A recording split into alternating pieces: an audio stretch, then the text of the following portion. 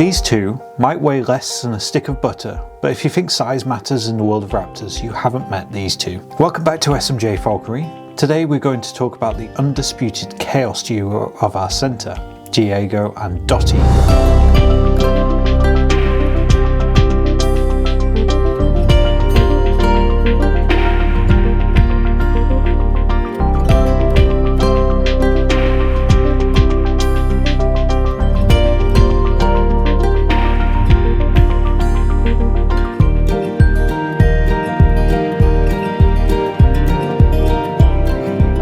These two American Kestrels were hatched in this country of May of this year, and to say they've been characters would be an understatement. They are incredibly friendly, full of sass, and have become the absolute superstars of our shows and our school visits.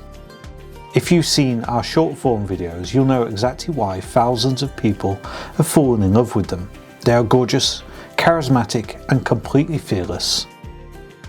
But behind those cute faces is a biology designed for pure efficiency. The American Kestrel is the smallest falcon in North America. They usually weigh around 100 to about 120 grams.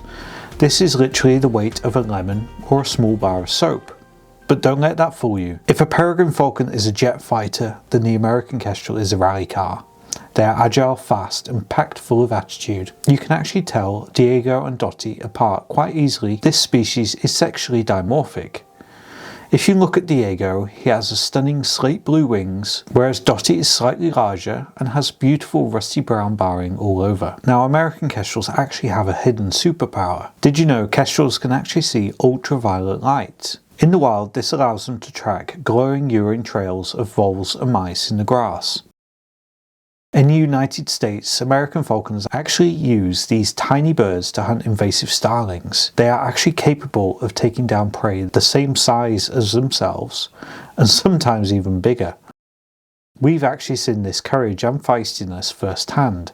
Despite being educational ambassadors and not hunting birds, nobody told them that. They've actually come into conflict with quite a few wild raptors while they've lived here in our local countryside. There's one incident that actually terrified us. They were both flying in the field and Dottie actually grappled with a wild European Kestrel.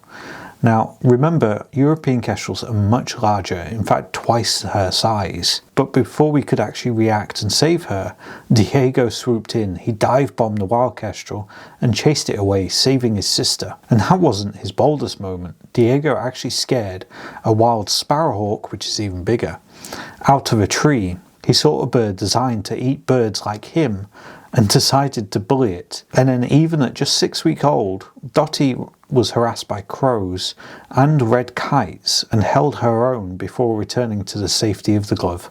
There's a very good reason why I haven't recorded these two in the studio,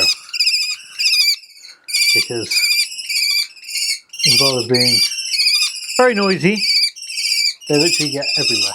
Come here, madam. Honestly, what are you two doing? Huh? So to fry them, you just put them on the scale.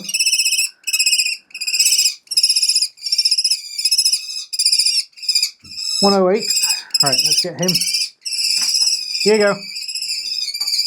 Diego, come on. No, Dottie.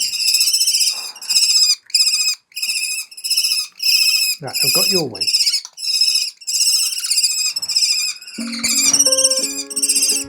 There you go.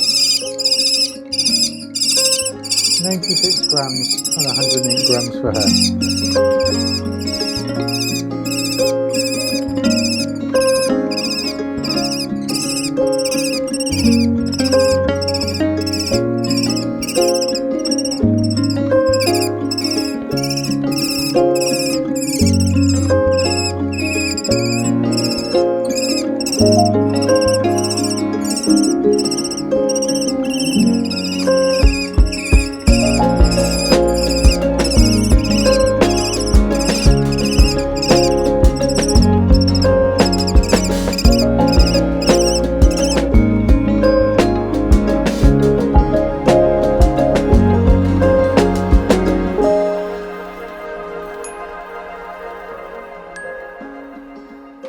How do American Kestrels survive being so small in a world full of much larger predators? Well, they actually have eyes in the back of their head. Quite literally, if you look at the back of Diego and Dottie's neck, you'll see these two black spots. These are called ocelli, or false eyes. They trick predators into thinking kestrels are watching them, even when they are looking the other way. It's nature's way of saying, don't bother sneaking up on me. Now, when they're not fighting off hawks, they're doing what they do best, flying and pestering us. They are trained and flown mainly to the glove to give guests on experience days the closest experience. Now, being the Chaos Duo, they like to land wherever they want, hands, gloves, shoulders, or even getting into pockets for snacks. Now, kestrels are built to wind hover. This is how they normally catch prey. Now, Diego and Dottie can do this, obviously being kestrels, but they don't do it often. Naturally though, for wild kestrels, it's a vital skill to be able to survive. And whilst the kestrel is naturally hovering, they're using their amazing eyesight to be able to spot those urine trails I mentioned earlier, and then as soon as they see anything moving, that's when they actually dive down to hopefully grab their prey. With Diego and Dottie, although they don't normally hover, they are incredibly good hunters.